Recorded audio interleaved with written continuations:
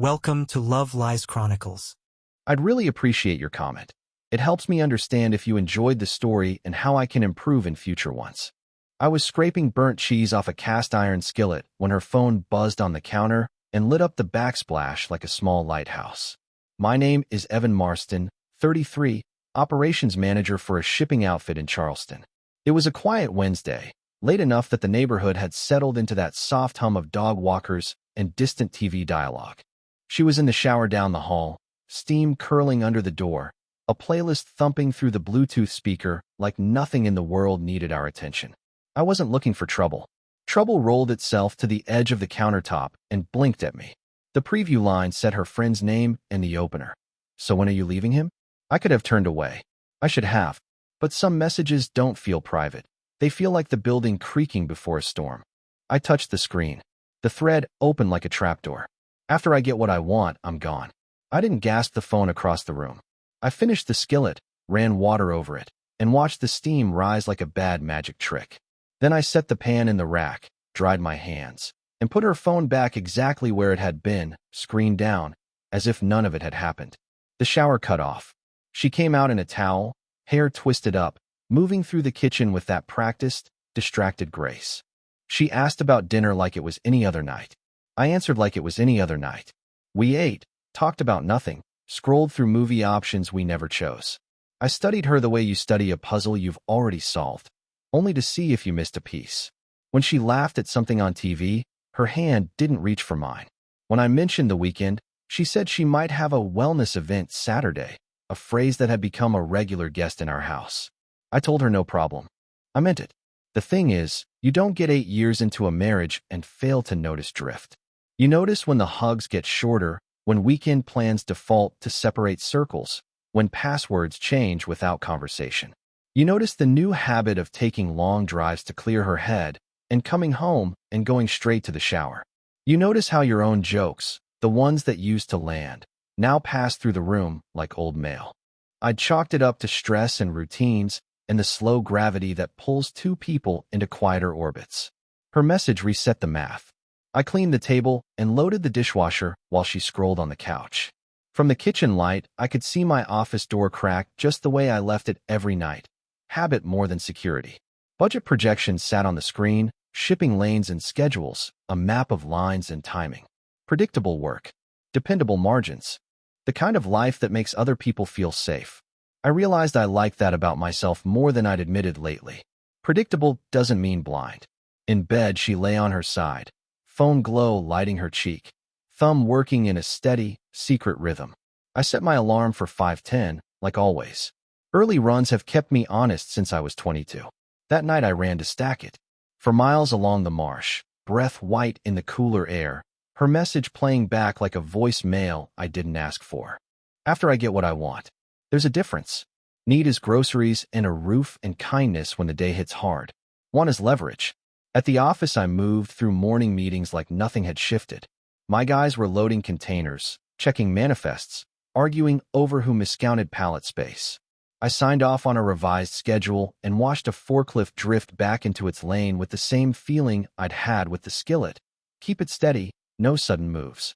Between calls, I opened a blank note and wrote down what I knew, not what I felt. We had the house in both names. 2 cars, hers paid off, mine almost. A shared savings she rarely looked at, separate retirement accounts, my emergency fund she didn't know about. Insurance policies. A small brokerage account I kept for fun. The facts were boring. Boring is useful. At lunch, I sat in my truck with a sandwich and the sea breeze rolling in from the port. I skimmed our joint account on my phone. Nothing odd. Just recurring charges and the streaming services she loved and I tolerated. I thought about the way she'd started asking about long-term security in a tone that wasn't actually about planning a life. It was an auditor's tone, show me line items. I thought about how she'd started using phrases from those empowerment podcasts, boundaries, sovereignty, feminine alignment, stacked beside questions about beneficiaries. People reveal themselves in the words they borrow. When I got home that evening, there was a new softness in how she moved around me, something like patience with a timer running. She hugged me longer than usual, maybe to measure the depth of my suspicion. I hugged back like I always do, because I'm not in the business of performing paranoia. She asked about my day without looking up from her phone. I told her about a container we rerouted before a storm front. The image pleased me. Move early, skip the weather. She nodded, not hearing the metaphor. After dinner, she left the mail stacked on the counter and the bills under a paperweight, like she'd staged a still life called Responsible Wife. A credit card offer sat on top, with a pre-approved limit that would lift anyone's eyebrows. She didn't mention it. I slid it into the to-shred pile. Later she mentioned a friend's birthday trip and wondered out loud how couples keep finances fair when one person earns more. I said fairness starts with decisions made in the open. She laughed like I told a joke, then changed the subject. We watched a documentary, and I kept my hand on the dog's head and my mouth shut. I could have raised the message. I could have asked who she meant by what I want. I could have pushed for a fight that would announce itself as a moral victory and cost me leverage. That night, while she showered, I stood in my office doorway and looked at the file cabinet. Middle drawer, house documents, titles, insurance, a folder with copies of everything that could go missing when emotions start moving furniture. Bottom drawer, a simple lockbox with a few items that matter only because they matter to me, a watch from my dad, a letter from my coach the year I almost quit running, an emergency credit card with a limit big enough to bridge any gap. I slept fine. You'd think you wouldn't, reading what I read. But once you know the shape of the wave, you angle the board. I woke at 5:10, laced up, and made coffee extra strong. In the quiet kitchen, I opened a blank document and typed a title, Contingencies. Not accusations. Just lines and timing. What to move first, who to call, what to freeze, what to let go. A list isn't a battle plan. It's a refusal to drown. When she came down, hair damp and smelling like the same citrus shampoo she's used for years, I handed her a travel mug and kissed her head. She smiled, surprised, like I'd forgotten how to be decent. Decency isn't the issue. Direction is. She asked if I could look over something she'd been thinking about, a casual mention of updating beneficiaries, because life changes. I said sure. I said it like a man who signs for containers all day and makes sure every one of them is accounted for. On the drive to work, I kept the radio low and the windows cracked and told myself a simple truth. My marriage might be honest again soon, one way or another. Either the truth would sit at our table and we'd say out loud what we wanted, or the truth would walk out the door carrying luggage in silence. By the time the sun cleared the cranes over the port, I decided on the only move that made sense for a man built on schedules and margins. If the foundation she thought she was walking on suddenly looked unstable, she'd show me who she really was. People always do when they think the ground is shifting. I needed her to expose herself. I parked, grabbed my clipboard, and stepped into the noise of the yard. Diesel, gulls, shouted numbers, the clean fatigue of honest work. The day stretched ahead, ordinary and solid. That's the funny thing about a life coming apart. It doesn't sound like breaking glass. It sounds like your normal morning, right up until the moment you quietly choose a different plan. The morning after I read that message, I made her coffee like I always did. 2 sugars, splash of oat milk, stirred just enough to make the swirl look uniform. I set it by her spot at the table without a word. She smiled like she always did, the casual kind, no suspicion in it. If she wondered why I didn't kiss her forehead like usual, she didn't say anything. The truth about people is this. Once you've seen their plan, you start spotting the brushstrokes everywhere. Every word, every glance, every little, just wondering question, they all take on new meaning. That week, she asked about my 401k for the first time in years. I read that a lot of people have theirs in risky funds, she said, sliding the comment in between bites of toast, like she was just making conversation. I told her I was fine with a little risk. It kept things interesting. She nodded, but I could see the thought turning in her head. A day later, she left a real estate listing on the kitchen counter. Dream house, written in the corner in her handwriting. It wasn't subtle. The place was well above what we'd ever considered, but it had the kind of vaulted ceilings and polished marble she liked to post on Pinterest boards. We could do something like this in a year, maybe sooner, she said, watching me over the rim of her mug. If we play it right. I just told her it looked nice. Her friends started showing up more. They'd gather in the living room, sipping wine, laughing too loudly at private jokes. Once, when I walked through to grab my keys, I heard one of them say, "Just make sure you're covered before you." The sentence trailed off when she noticed me. They all went quiet, then shifted into some bland conversation about a new brunch spot. That's when I knew I wasn't just in her exit plan. Her friends were co-authors. It was like she was running a slow audit on our life. She lingered over bills longer than necessary, asked me twice in 1 week when our insurance policy renewed, mentioned, again, how couples should update beneficiaries every few years. I'd nod, pretend to be only half listening, then ask if she wanted another drink. The more she probed, the less I offered. By Friday, I'd already printed the letter. A clean, official-looking asset seized notice from a fictional federal division, complete with an emblem I found buried on a government site. I used language that sounded intentionally vague. Accounts frozen pending investigation. Liquid assets inaccessible until resolution. The kind of thing that would make anyone think twice about making long-term plans. I didn't leave it out right away. That would have been too obvious. Instead, I kept moving through our routine, letting her lean into whatever game she thought she was playing. Saturday morning, she kissed me before heading out to yoga with her friend. I watched her car pull away, then slipped into my office, set the letter in a manila envelope, and placed it squarely in the center of my desk. I left my office door half open, my laptop angled toward the window, coffee cup still warm beside it. She came back 2 hours later. I was in the backyard trimming hedges, making sure I was just within her line of sight through the office blinds. She passed the sliding glass door, glanced toward the open office, and I saw the smallest pause in her step. A shadow moved across the wall.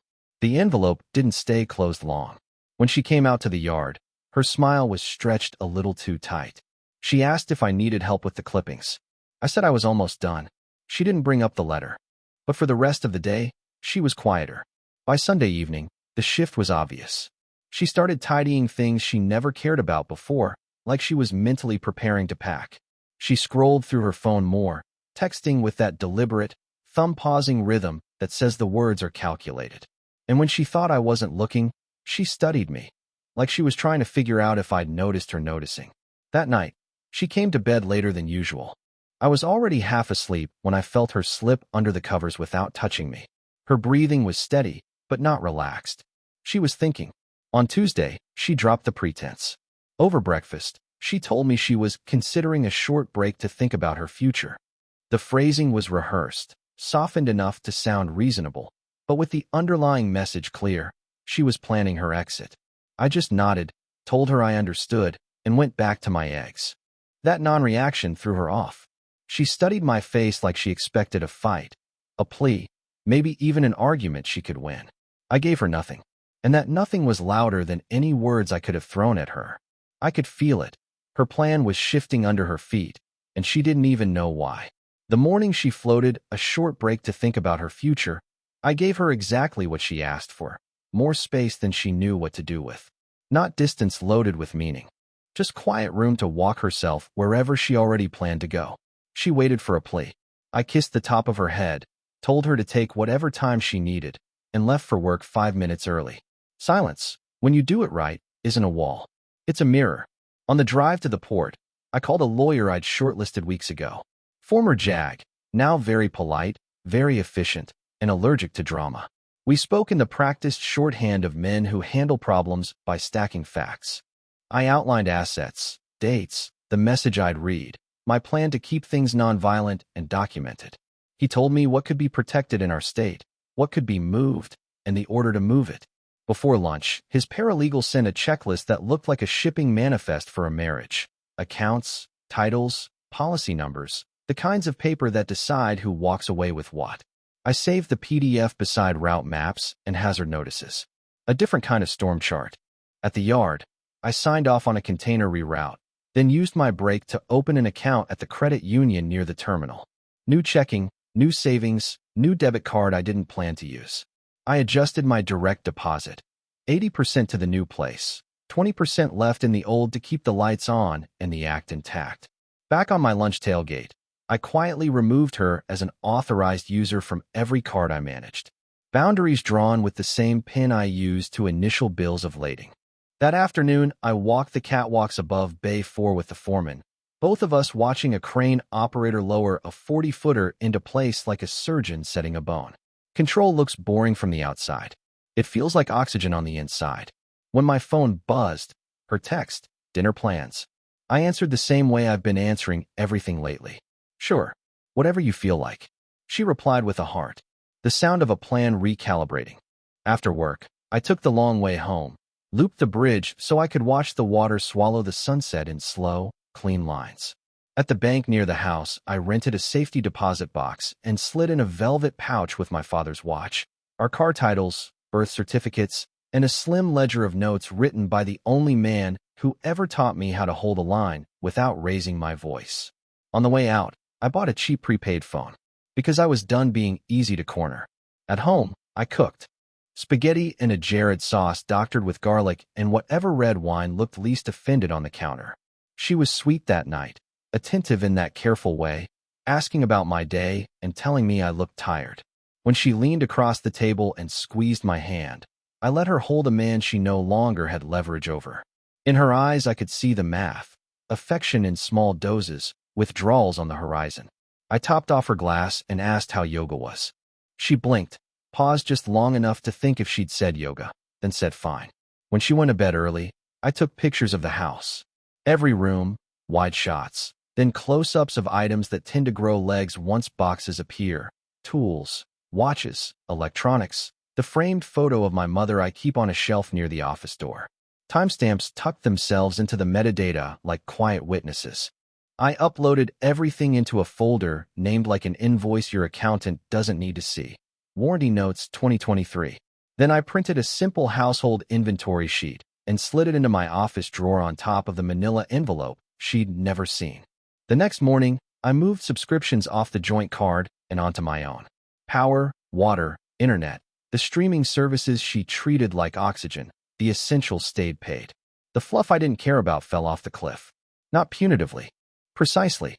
If we were headed for separate lives, mine didn't need whatever influencer bundle was teaching her to speak in the language of abundance while counting my overtime. She asked for more thinking time that week and started staying overnight with a friend whose name had recently become a frequent flyer on her phone.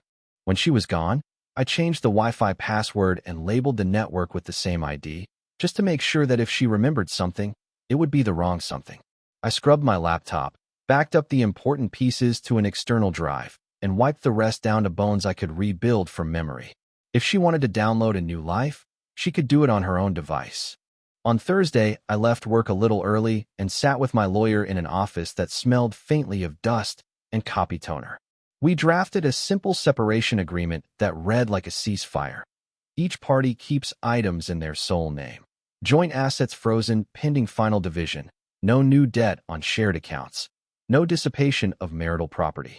It was both humane and airtight. He told me most people sign when they think they're winning. I folded the papers into a folder and went home.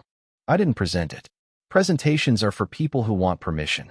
I just set the folder in the desk drawer under the inventory sheet and the fake letter. 3 layers of truth arranged, so she could choose whichever one she preferred to believe. Friday night, we sat on the couch with a movie neither of us watched. She angled toward me like we were still us, and I let her. You can love someone's history without buying their future. When she finally said she needed that short break, starting Sunday, I surprised her by offering help.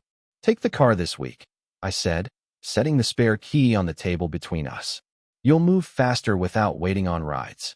Her eyes flashed through 50 readings of that sentence. Generosity, guilt, trap, indifference. She chose generosity and squeezed my arm. Sometimes the kindest way to end a con is to stop being a mark.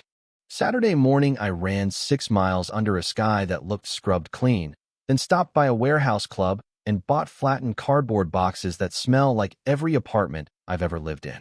Back home, I staged them along the garage wall like neutral witnesses. Not packed. Available. I was removing excuses. She walked through the garage that afternoon and pretended not to see them. When she left Sunday with a yoga bag and a suitcase that could have passed for a weekend trip or a trial balloon, I didn't ask which it was.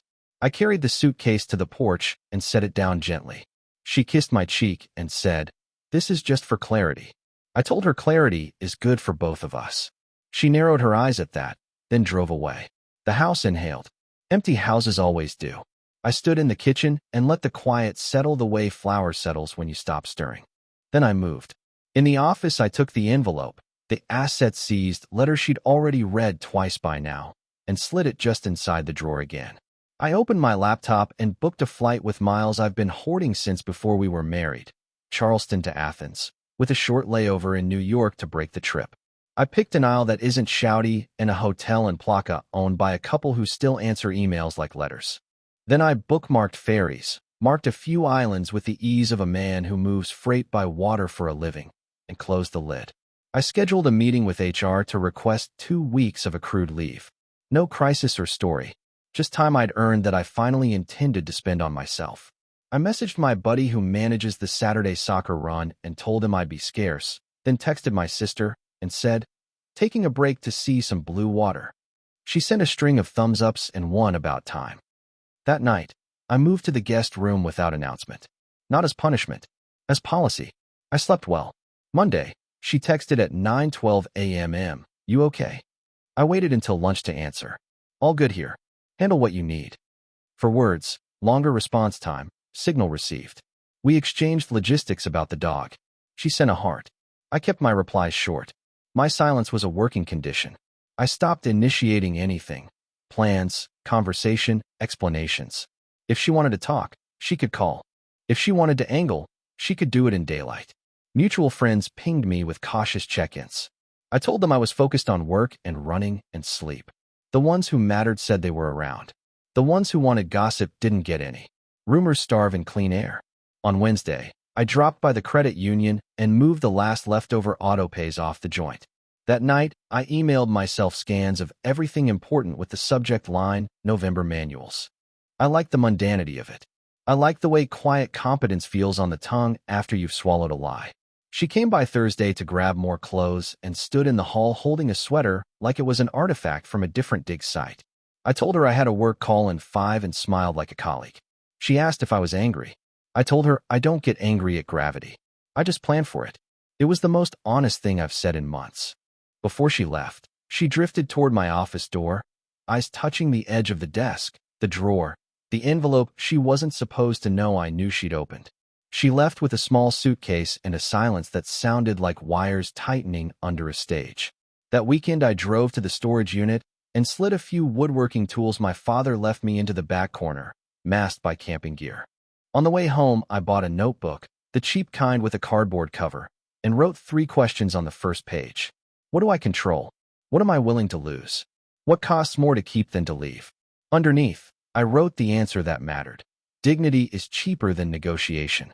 I put it in the kitchen drawer where we used to keep takeout menus, because the next meal I ordered was going to be for one, and I was going to enjoy it. On Sunday night, she texted that she'd be extending the break another week, for clarity. I replied with a thumbs up and a sentence that closed a chapter without slamming a door. Take the time you need. Then I opened my email and confirmed a tiny balcony room on a Greek island I'd chosen for wind and white walls and the sound of water that drowns out everything except your own breathing. She asked for space. I gave her the ocean. 2 weeks later, I stepped onto white stone steps in Athens and felt the heat come up through the soles of my shoes like a quiet battery.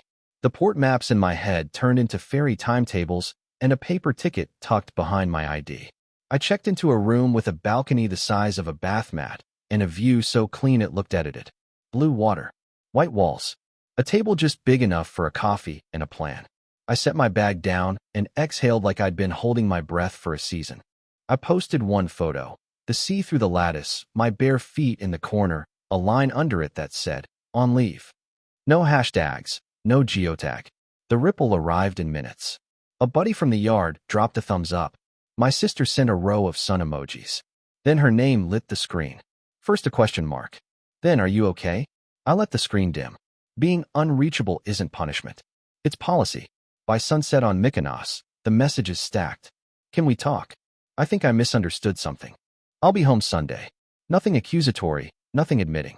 The vocabulary of someone who lost the thread and wants you to hand it back already tied. I locked the phone in the safe, walked down to the beach, and let the wind erase her voice from my head. It took less time than I expected. The next morning, a different number rang. Her mother. She led with concern, then direction. Families love strategy when they're not the ones paying the bill. She asked if I knew where her daughter was staying during her little break. I told her I had no information to share and hoped she was well. The pause on the other end said she wasn't used to that sentence. She pivoted to something about misunderstandings, about how these modern ideas sometimes get in women's heads. I said nothing to help and nothing to hurt. The ocean covered for me with a long shush. Around noon, I got the first sign that my silent mirror had done its job. A mutual friend, one of the brash ones, sent a DM. Not taking sides, but she's scared. Says you froze everything. I almost laughed. I hadn't frozen a thing. I'd just moved what was mine and left the rest untouched, then placed a piece of paper where a scavenger could mistake stage dressing for a locked vault. Feared as the rest. I typed back one line. I'm fine and wish her the best. The friend didn't reply. Some stories end if you don't feed them. She tried every tool after that. Guilt arrived first, sent from some rented couch, I imagine. You're being cruel. You know I'm in a tough spot. Then nostalgia. We can fix this if you'll just talk to me. Then the offer she assumed would land. Let's take a reset trip together when you're back. We need to reconnect. I scrolled, watched the pattern present itself like tide markings, and decided to keep walking the promenade. The sea was throwing little white puzzle pieces at the rocks, and I wasn't about to go back to building the picture she preferred. The midpoint shift came through in a forwarded screenshot from a woman I barely knew. Someone who follows everyone and keeps receipts. A cropped message from my wife's new orbit, a man with a gym selfie profile and a quote about being intentional. His text had all the oxygen of a closed door. I think you need to handle your situation before we see each other again. Translation: the upgrade just cut power to the elevator. I made a note. The fantasy always looks smaller in daylight. On Paros, I rented a scooter that sounded like a beehive and carried me to beaches where the shade of a crooked umbrella counts as a decision. I ate tomatoes that tasted like someone finally got the recipe right and slept for 10 hours straight in a room that smelled like soap instead of suspicion. The leash in my head snapped shorter every day. On day 3, her texts turned from persuasion to panic. Did you really lose everything? I found a letter. Are you in trouble? I screenshotted my breakfast view and sent it only to my sister. The angle of the sun on the saucer looked like a clean ledger. When logic didn't return me, she reached for the old dance. Blame. You made me feel unsafe. You were cold. You pushed me away. It's impressive how many ways a person can say I chose this while pretending the current shoved them to the shore. I closed the messages and called the ferry office. If you keep moving forward, the map keeps opening. By the time I reached Naxos, other people had started editing their stories too. Her boss emailed to ask if I could sign a form she'd forgotten to submit for benefits. I wrote back that I was on leave out of the country and that any adult paperwork should go through her directly. He replied with a single thank you that somehow felt like an entire paragraph of newly acquired context. One of her friends who used to roll her eyes at my steady job sent a one-line apology in lowercase, as if she didn't want the words to make noise. Didn't know everything. Hope you're okay. I didn't reply, but I read it twice, because recognition can be a clean drink of water even if you're not thirsty anymore. She tried proximity next. I'm flying back to Charleston. Let's meet when you return. I typed a draft that said, we ended when you walked out holding a suitcase and a lie. I deleted it. Explanations are just invitations to argue. I sent a different truth. I prefer to handle communication through counsel. It was a doorbell that rings through another house. The typing bubble appeared, then disappeared, then appeared again. She finally sent a heart and the word okay. Somehow both finally honest. On Santorini, I posted a photo of a horizon that looked like a level bar, wine balanced on the railing. The caption said, sometimes the middle is the end if you let it be. A couple guys from the yard messaged me to ask about ferry logistics for their own trips. My phone became a tool again instead of a tether. That's when the last card flipped. Her mother texted a paragraph that didn't sound like her. It sounded like a woman who finally got the whole story, not just the version she was fed. She asked if I needed anything moved from the house. Said she'd help her daughter find a place of her own when I got back. Another line. For what it's worth, I see it now. You were good to her. I wrote the one that kept things tidy. Thank you for letting me know. The breaking point for my wife didn't happen on a phone.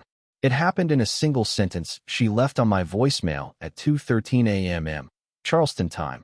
The kind of call you make only after the other calls stop going through. I made a mistake. The tone was inventory. A realization that the safety net she thought was mandatory had been rolled up and stored on a shelf she couldn't reach. I listened once and deleted it. We all deserve forgiveness. That doesn't mean we all get access. On my last island day, I sat under a faded awning and reviewed the checklist stacked at home in a drawer. The separation agreement ready to be slid across a table, the photos of the house, the accounts already right-sized to a single life. None of it felt like victory. It felt like alignment. Her game broke because it had nothing to push against. She needed a reaction to keep the script alive.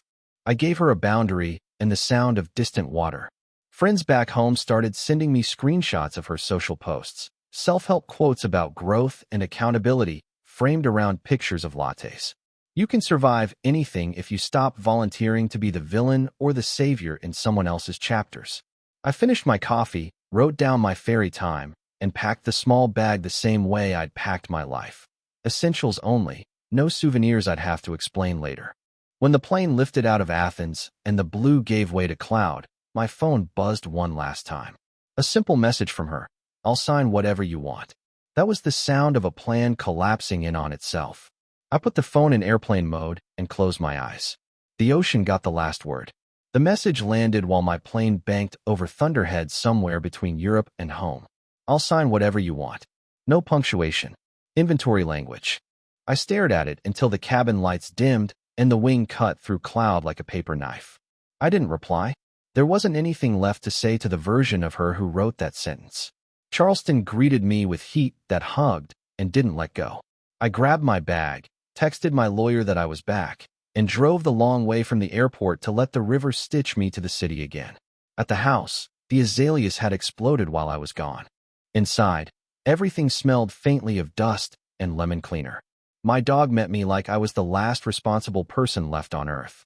I unpacked in the guest room and slept 9 hours without a dream. We met in a strip mall office with blinds that never quite closed. She arrived with a cardigan and a face rehearsed for sympathy. My lawyer slid the separation agreement across the table. It was simple, fair, and final. She scanned quickly at first, then slower. Then with that small frown people wear when the consequences are polite.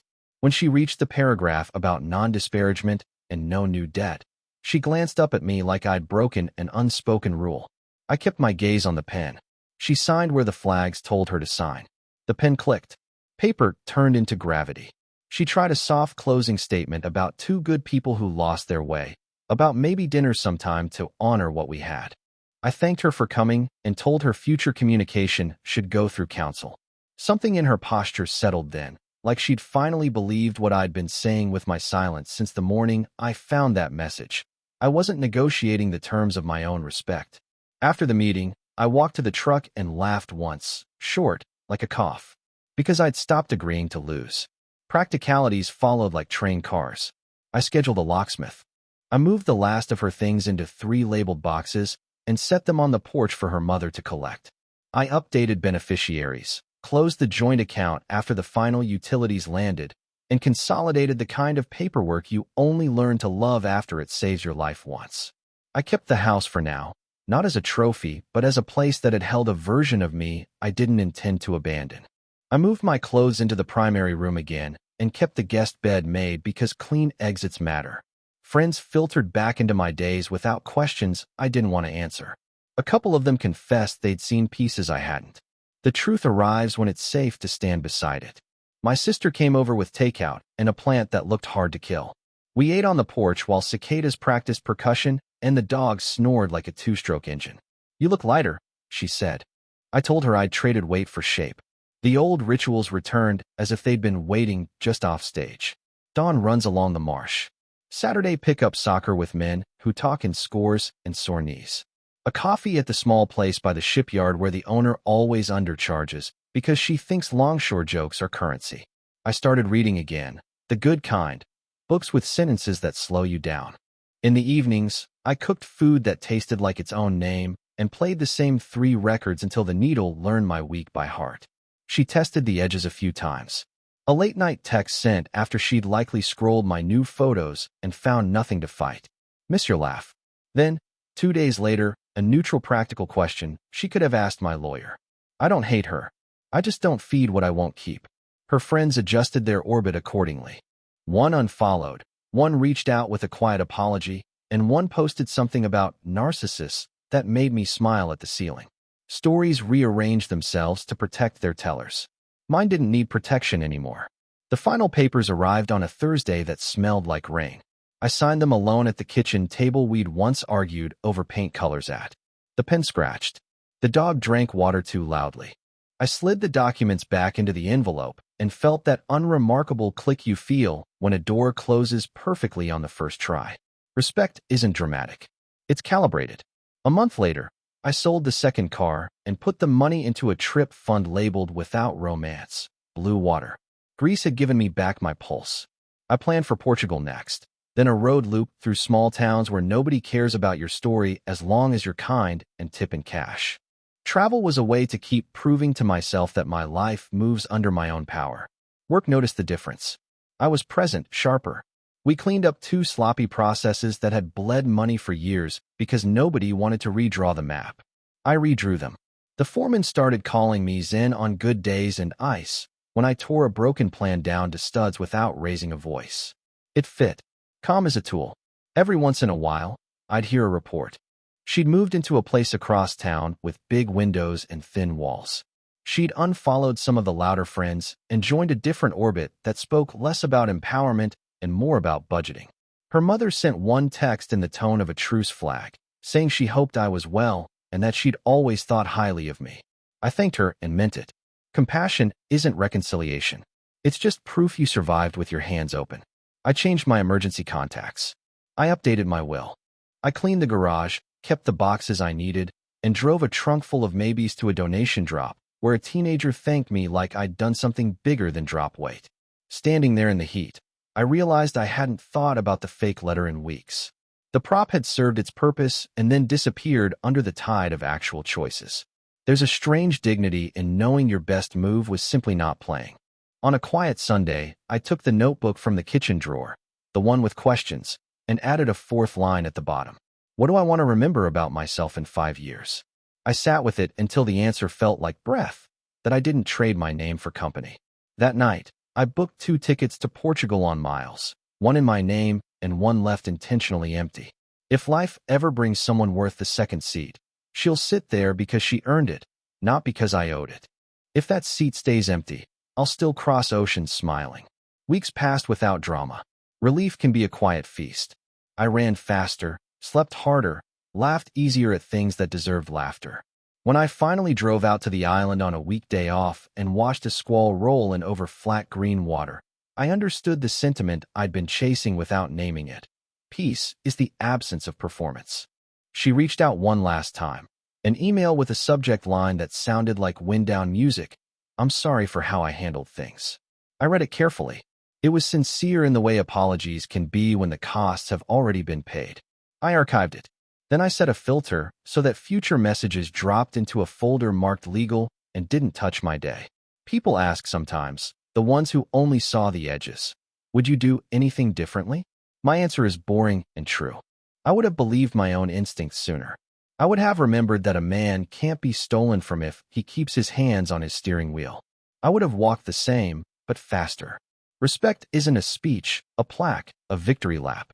It's a policy you enforce with your calendar and your silence and the way you sleep at night. She made her choice. I made mine. The door closed. The house got quiet. I could hear my own life again. Dear listeners, please share your thoughts in the comments, and do not forget to like, share, and subscribe to the channel.